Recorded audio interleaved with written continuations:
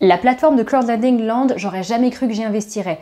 Et pour cause, à mon sens, elle a un gros désavantage. Je t'en parle à la fin de cette vidéo, mais à une époque, ça aurait été impensable pour moi d'y investir. Pourtant, j'ai fini par y mettre des billes. Maintenant, est-ce que c'était une bonne idée?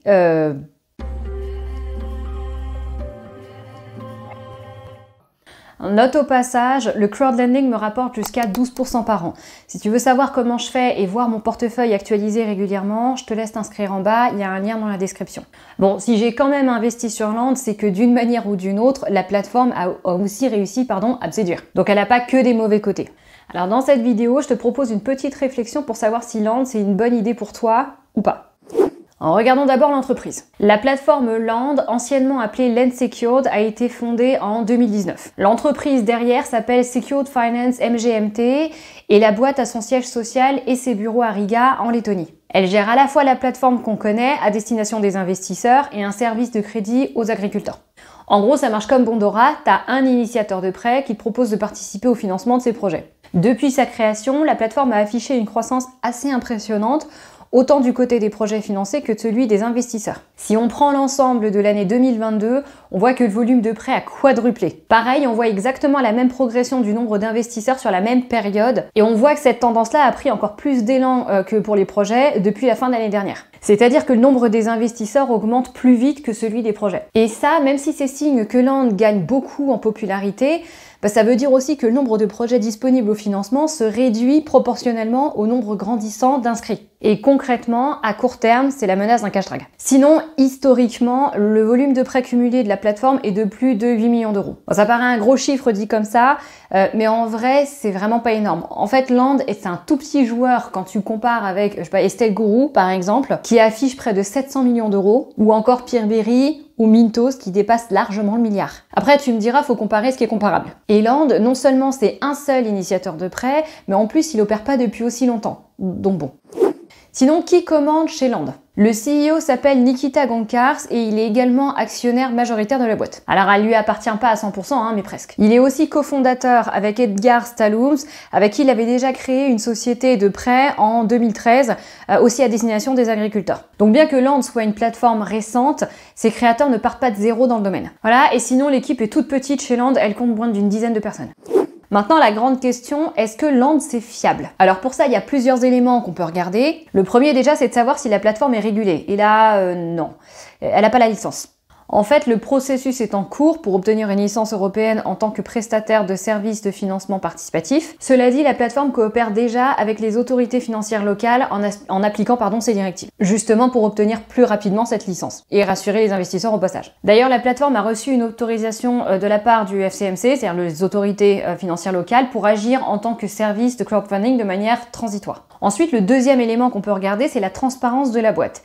Quelles infos sont mises à ma disposition et avec quelle facilité j'y accède? Dans l'ensemble, Land montre patte blanche et fournit pas mal d'infos qui t'aident à évaluer correctement le ratio risque-rendement. Des rapports annuels, un modèle de contrat de prêt pour comprendre les conditions qui s'appliquent à l'emprunteur, un coin de stats pas mal fourni, un accès aussi à tous leurs réseaux sociaux, etc. Après, côté communication d'une manière plus générale, j'ai envie de dire peut mieux faire. En l'occurrence, sur le blog ou dans les mails aux investisseurs, on te raconte pas grand chose, t'es informé que quand il y a des changements majeurs, ce que je trouve dommage. Cela dit, t'as un groupe Telegram où le service support est réactif, par mail aussi d'ailleurs, et puis pour chaque prêt sur la plateforme, t'as une partie commentaire où on répond aussi à tes questions. Donc ça c'est cool. Le troisième élément à regarder, c'est les chiffres de la plateforme et de l'entreprise qu'il y a derrière. Les rapports annuels de Secured Finance MGMT, soit la boîte qui gère la plateforme, sont publiés depuis 2020.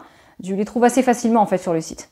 En l'occurrence, l'entreprise est rentable. Ce qui m'étonne presque d'ailleurs, vu qu'assez souvent, ça roule à perte les premières années avant de basculer dans le vert. Mais bon, on va pas se plaindre, bien au contraire.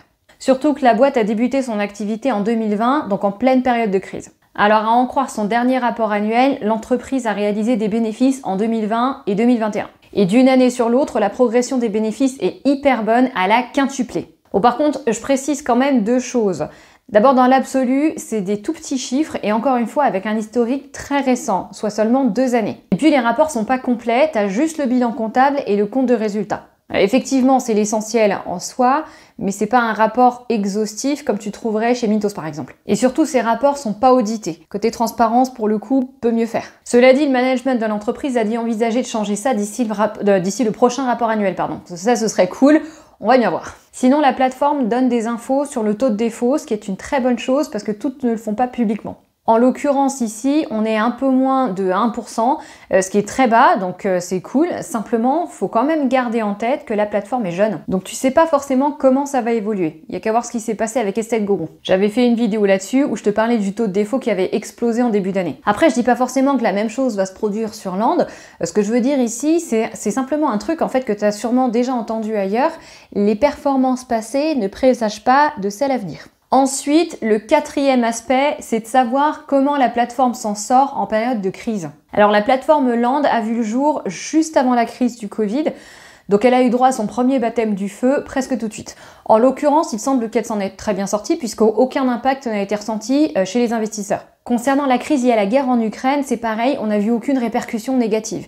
Déjà parce qu'il n'y a aucun prêt sur la plateforme dans les pays concernés, mais au-delà de ça, il y a même eu des effets positifs pour Land, parce que la crise céréalière en Europe, conséquence directe de la guerre, a provoqué une demande accrue et donc un besoin de financement plus important des agriculteurs, et donc un facteur de croissance pour Land. Voilà pour l'entreprise. Maintenant, on jette un œil sur la plateforme. Pour rappel, la plateforme Land, c'est un seul initiateur de prêt. Donc ici, on n'est pas sur une place de marché, qui agrégerait plusieurs sociétés de crédit comme Mintos ou Youvo Group. Ensuite, voilà quelques infos de base.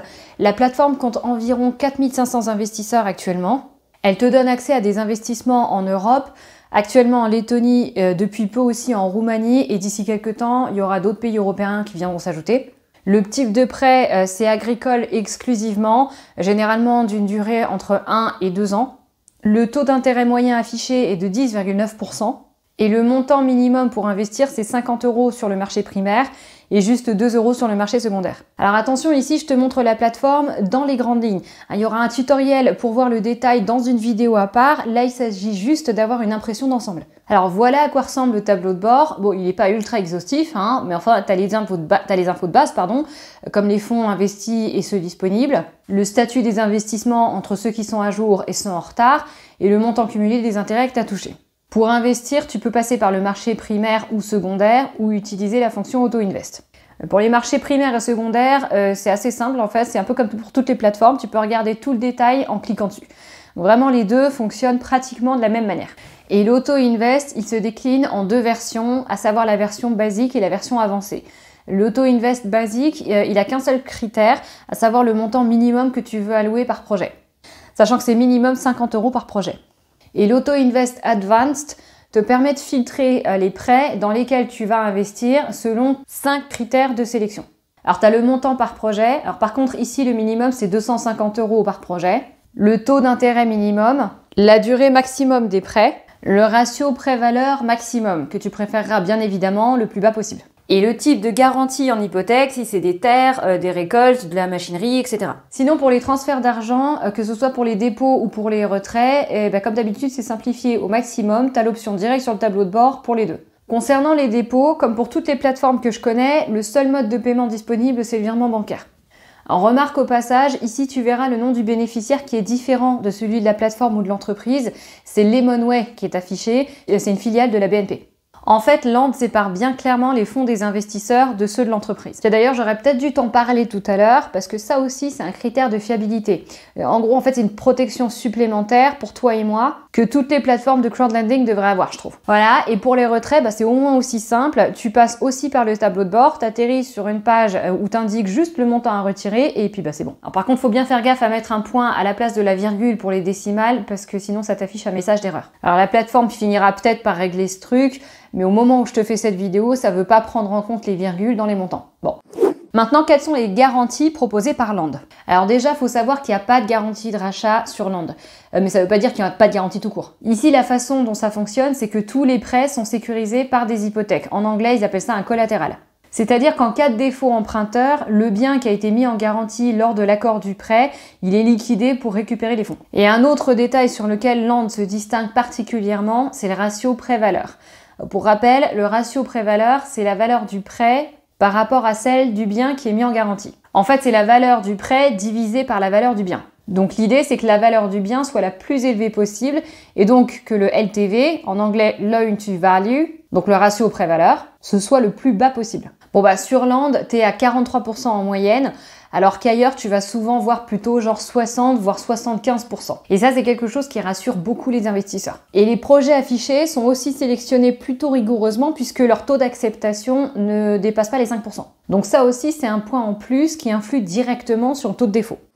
Sinon, quels sont les avantages que je trouve chez Land? Alors en quelques mots, je dirais déjà des garanties très rassurantes, comme ce que je viens de te dire en fait, genre des prêts adossés à des actifs tangibles, un ratio prêt-valeur généralement très bas, des comptes investisseurs clairement séparés, un taux d'acceptation des projets très bas, etc. etc. C'est l'une des rares plateformes à se spécialiser dans le secteur agricole, lequel n'est pas très représenté, et ça offre une bonne opportunité de diversification du portefeuille. Et puis tu sens la plateforme qui fait vraiment tout pour rentrer dans les clous, et ce depuis sa création, ce qui n'est pas forcément le cas de toutes. Et du coup, tous ces éléments qui inspirent bien confiance, en tout cas à moi, ça gomme un peu ce critère qui, moi, me dérange le plus, qui est son jeune âge, et donc le manque de recul sur les performances. Maintenant, si on regarde les limites de cette plateforme, logique, il y en a aussi. Je viens de le dire, du coup, la boîte est encore vachement jeune, elle a peu d'historique, peu de volume, peu d'investisseurs, et donc elle doit encore faire ses preuves. Ensuite, il y a trop de barrières à l'inscription. Alors ça, c'est un truc dont je t'ai pas parlé ici, je le ferai dans un tuto à part, où on fera le tour complet de la plateforme, mais à l'inscription, on te demande plein de justificatifs. J'en connais aucune autre qui fait ça, et je m'étonnerais pas que ça puisse en faire fuir certains. Et puis un ticket d'entrée vachement élevé, je trouve, pour accéder à la fonction avancée de l'auto-invest. 250 € si tu veux étaler sur une centaine de projets pour lisser le risque, tu te retrouves à devoir allonger 25 000 balles. Bon faut pouvoir les mettre quoi. Sinon dans l'ensemble, Land c'est super si tu cherches à élargir ta diversification en Europe avec un placement rentable dans le secteur agricole sur une plateforme sérieuse. En revanche, quand tu as un budget relativement limité et quand tu débutes en crowdlending, tu as généralement besoin d'être davantage rassuré avec une plateforme qui a un historique solide, qui est facile à prendre en main et peut-être aussi où tu t'engages sur du plus court terme. Dans ces cas-là, il y a quand même d'autres plateformes qui sont bien plus indiquées, je trouve. Alors si c'est ton cas, tu peux comparer avec d'autres plateformes. Dans la description, je te mettrai un lien vers un comparateur pour toutes celles que j'ai testées moi-même sur la base de 17 critères. Ça devrait te permettre de trouver là où les plateformes qui te correspondent le mieux pour investir. Voilà, je pense qu'on a fait le tour. Alors, si tu as des questions ou des remarques, évidemment, n'hésite pas à me les poser en commentaire. Abonne-toi à la chaîne si ce n'est pas encore fait. Et puis d'ici là, moi je te dis à la prochaine. Allez, ciao!